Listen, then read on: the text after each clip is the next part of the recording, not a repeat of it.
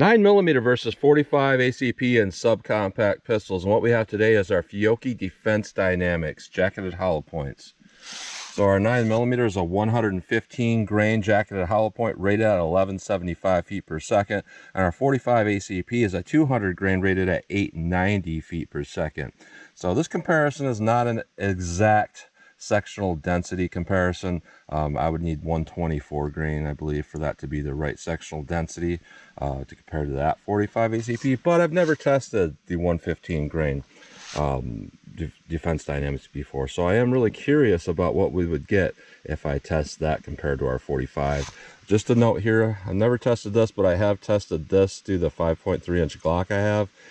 Didn't perform particularly well, but with ballistics, sometimes you don't know until you try it.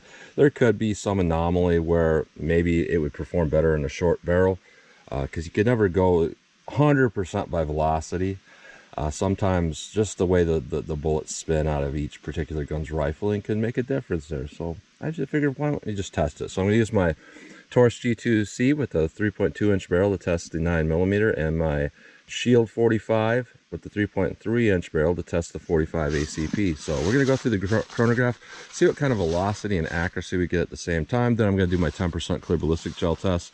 So I'm going to go into plain 10% clear ballistics to see what the best potential of those cartridges are. No denim in the way that can potentially clog a hollow point, no rib simulation that could slow down its penetration.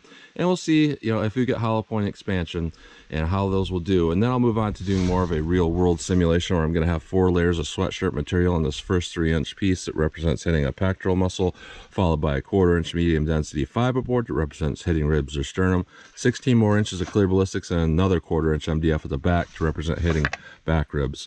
Clear ballistics is roughly a half representation of the density of flesh, so 3 inches and 16 inches is more like 1.5 inches, and 8 inches are a real living target. So if we pass through the back rib simulation, that could indicate that that's really going to pass through an actual living target. So we try to keep within this first block here with our real world simulation. So we'll do our plain clear ballistics shot, then our real world simulation shot with both of those, and then I will shoot at the steel target to see what kind of practical accuracy and shootability I can get with these.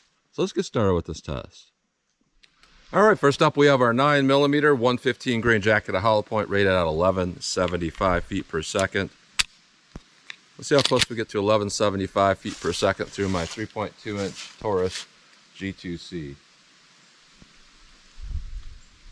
1067, 1062, 1063, 1075, 1068. So yeah, we're over 100 feet per second below its rated velocity, which you would say, well, that's from the shorter barrel, but generally I'm maybe 40-50 feet per second below rated in my G2C versus like 4-inch barrel ratings. So I'm going to say that's a lot below the rate of velocity.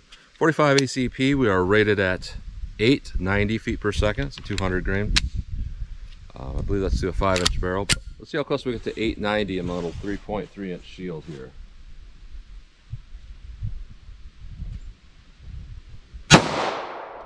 $777, 797. First malfunction I've had in this particular pistol, and I was thinking that probably could happen with this ammo, specifically because it is a very flat nosed ammunition here, and I was thinking I was going to see that. So I'm not going to say that's the pistol. I'm going to say 100% that's this cheap ammo, because I had that feeling before it came out here. So we'll keep going.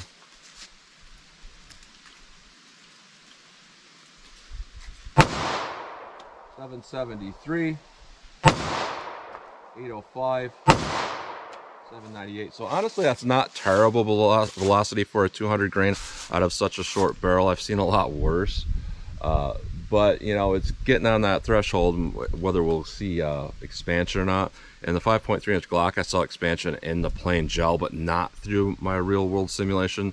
So I'm wondering if I'll see any in my plain clear ballistic shot with this. So let's see. Let's hit these rounds into our clear ballistics gel. All right, first up we'll do our plain clear ballistics shot. No fabric in the way that could potentially clog a hollow point. No rib simulation to slow down its penetration. So let's see what we get with our 9mm and our plain clear ballistics shot.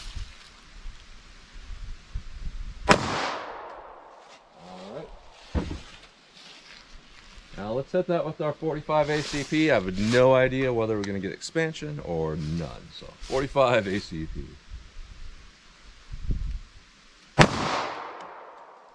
Let's go take a look.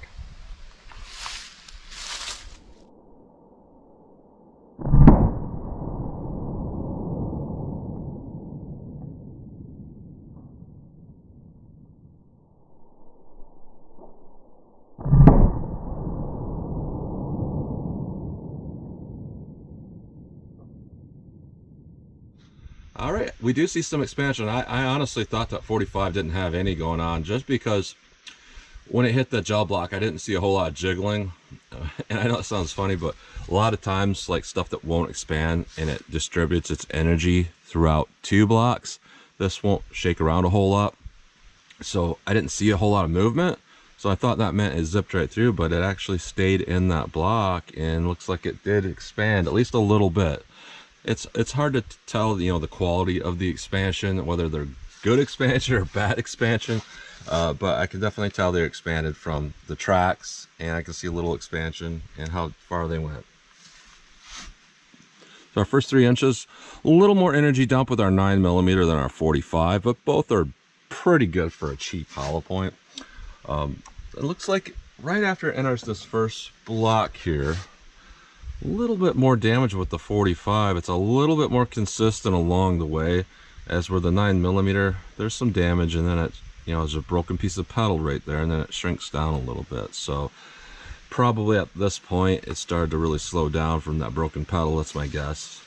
That's where the track kind of got a little bit smaller at that point. But what we got going on here with our 9mm, this is totally acceptable penetration. We are right at 17¼ inches, and with our 45 ACP, this is also acceptable. I'll give about 15½ inches of penetration. So both those look pretty decent in plain gel. Now let's put on our rib simulation, put on our fabric, and see how they compare in our real world simulation. All right, our real world simulation: 4 layers of sweatshirt material followed by 3 inches of clear ballistics that represents hitting a pectoral muscle, followed by a 1/4 inch medium density fiberboard to represent hitting ribs or sternum, 16 more inches of clear ballistics, and another MDF at the back to represent hitting back ribs. If memory serves me right, I think the 124 grain out of this short barrel did have some problems with expansion in 9mm, but maybe that, you know, little bit extra velocity with the 115 grain might help. But I don't really think this had a lot more velocity than the 124. It might have even been less, so I'm not hopeful here. Let's see what we get with our 9mm. Let me line that fabric back up, and then we'll hit it with the 45. All right, 45 ACP.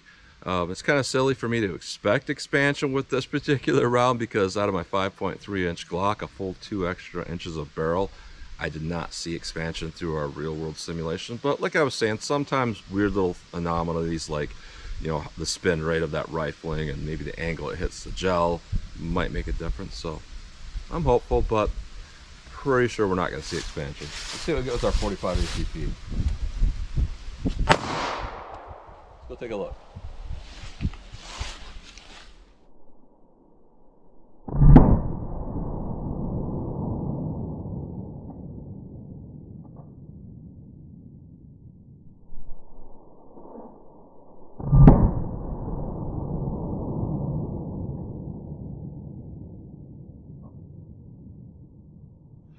All right, so a couple things here.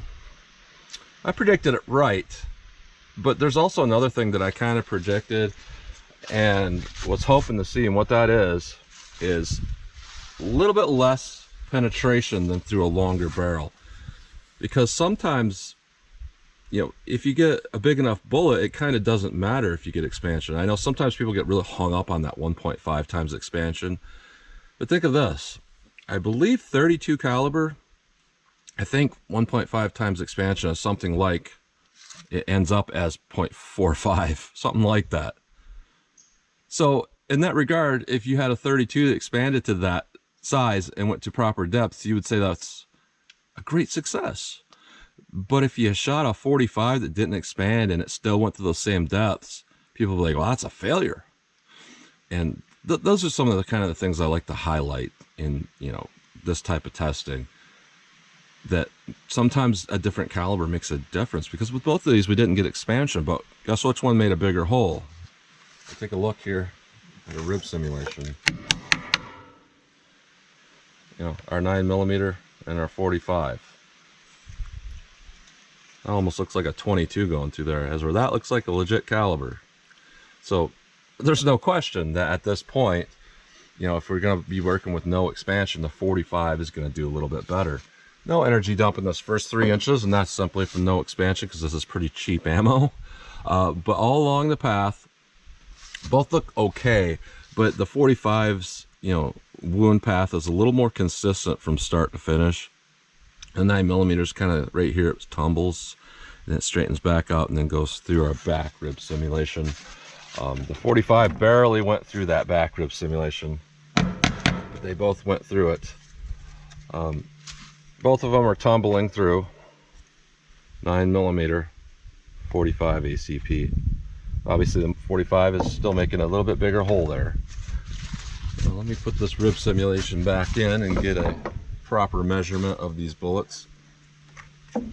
It's always been my calculation, if I go past, like 3 inches past the back rib simulation, that could indicate it could pass through an average size attacker, simply because there is a little bit of flesh on the other side of back ribs and whatnot. And I figure this 3 inches here is kind of similar to this 3 inches here. So it looks like both of them stayed within, you know, the parameters we want to see. It's likely that this 9mm would be caught on the shirt on the back of an attacker, if not going through. Same thing here, it probably would not go through with the 45. So what we got going on here is 21 1/4 inches with our 9mm, and about 19 3/4 with our 45 ACP. So our 45 ACP actually did just a hair better in this test, in my opinion. Cheap ammo doesn't perform all that well, but you know, if you're not going to get expansion, you might as well go with the bigger caliber. So let's pull these out of the block. I'll take a close-up look at them, then I'll share a steel and see what kind of practical accuracy and shootability I can get with these. All right, so here's a close-up look at these bullets going through plain gel, our 9mm and our 45 ACP. So here's our 9mm. You know, the size looks good, but the design of that bullet is kind of weird. It's just stripping off that jacket. Like, it's not very well made. Not great. And here's our 45 ACP, and to be honest here, I do a lot of testing, and I've even tested quite a few things thus far through this little short barrel and 45 auto, and I'm here to tell you that looks weird. I just don't know what, that's not an XTP. I don't know what bullet that is, but that's not a very good bullet in my opinion. It's kind of weird performance, weird expansion. Now, yeah, it's bigger overall than the 9mm, so that would do more than the 9mm, but it's just not great performance. And we look at the ones going through our real world simulation, absolutely no expansion, and that's especially sad for 9mm, because you know, 9mm can very easily, with a 115 grain, exceed 1150 feet per second, even 1200 feet per second with the right load out of this little 3.2 inch barrel. So we're less than 1100 feet per second, and you couple that with a bullet that just looks kind of like a cheap Target hollow point. There's no wonder why we didn't get expansion. That doesn't look that good. 45 ACP, I can't say any greater about that, but at least that's a bigger bullet. So if you actually look at the size of the bullets from the back here, yeah, you're gonna, the 45 is gonna do more damage going through a target than the 9mm if they're not going to expand. So not great performance, but that's a close-up look at those bullets. All right, 14 yards from the target, so I'm just gonna get a front sight picture and pop these off as fast as I think I can and see if there's a big difference between our 9mm and our 45 ACP. So 9mm. Let's see how the shootability is with this.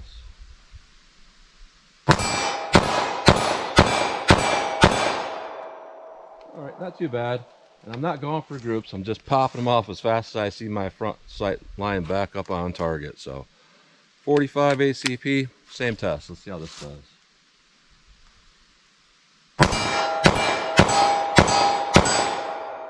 You know, with such cheap, low-powered ammo, there's not a big difference there, to be honest. It's hard for me to say there was a difference at all. I mean, obviously there's a little more recoil with that 45, but the 45 has just a slower recoil. So it almost feels like there's less recoil, even though there's more recoil because there's more muzzle jump. I would say both are comparable. Let me back up and shoot at the target from some distance just for fun and see how these hit from some distance. All right, I'm back from 75 yards. Now, this has nothing to do with self-defense here, or really judging the ammo as self-defense ammo. It's just something I really like to do. So if you don't like this type of thing, just fast forward to the end here where I'm talking about the ammunition. But I like to do this for fun because it shows me the outer limits of the ammo. And sometimes, you know, if the ammo's kind of accurate at distance, it might not be as accurate. So I can tell a bigger difference between different calibers doing that sometimes. So 9mm just for fun. See if I can hit this target from 75 yards.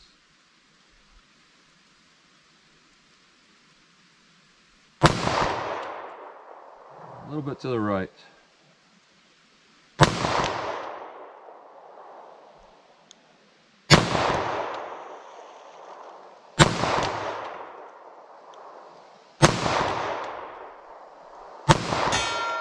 This stuff isn't shooting very good at all for me.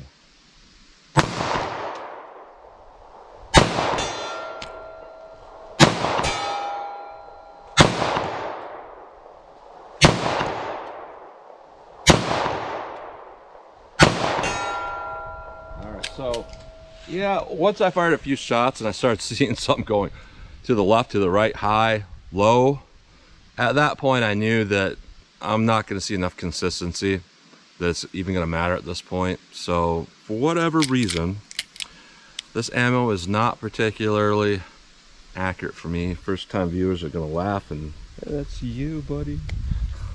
I usually shoot pretty good from this distance. Not like that level of bad. 45 ACP. What I like about this, you got some more bullet weight, some more mass, more momentum that might make a difference downrange with its accuracy. So 200 grain at the velocity it's at. I'm going to aim about shoulder height. That should be about right. At least I get a little drop. So 45 ACP. I'll hit kind of high actually.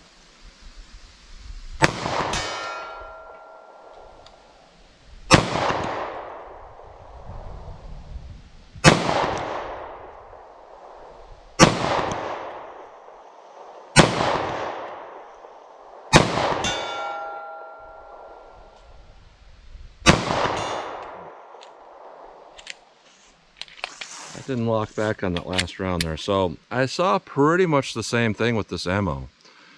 I saw him kind of going all over the place. I don't know why. I just did the test recently with the Federal Punch and 45 auto with this pistol. Shoot from here. I think I had 6 rounds in the gun. I think I hit 5 out of 6. And there's been plenty of times I've hit like 10, 11 out of like 15. That's pretty average for me. So when I'm back here, I'm not hitting anything at all. That says a little bit about the ammo, and that's why I like to do this. It just like, it gives me an overview of the ammo. But looking at this ammo overall, I would say it's not that good. You know, you saw a malfunction in my semi-automatic pistol here in the 45. You wouldn't believe how many times over the years I've gotten to arguments and debates with people online. They're like, I've never had a malfunction in any pistol I've ever owned. And then get to the heart of it, they've never shot anything other than ball ammo, FMJ ammo, let alone high quality jacketed hollow points. Then when you get into low quality jacketed hollow points where the design is just zip, zip, big old square off hollow point, then it starts getting really dicey there, whether you're going to get reliable performance or not. With this 9mm ammo, there's no question why it performed as far as reliability, because it was completely rounded. It looked just like a full metal jacket with a hole in the middle. As where with this 45, it looked like a completely flat front. There was like no roundedness to it at all. You know, it's a 45. They don't have to design it like a 40 caliber, but they did. So I don't know what's up with that. But yeah, I would say the malfunction has to do with that bullet nose design, because it was a feed jam and they were completely squared off rounds. But overall, looking at this, I would say I would not bet my life on budget ammo. I would go with something a little bit better, because you know you're adding like what, $10, and if you got into a gunfight and you would have won that gunfight, you would have stopped that threat, but you chose budget ammo and then your gun jammed up and now it's not working and you can't clear the thing. You're doing everything you can and then now you lose. Was it worth that extra $10 to buy something like Gold Dot or Federal HST? In my opinion, absolutely yes.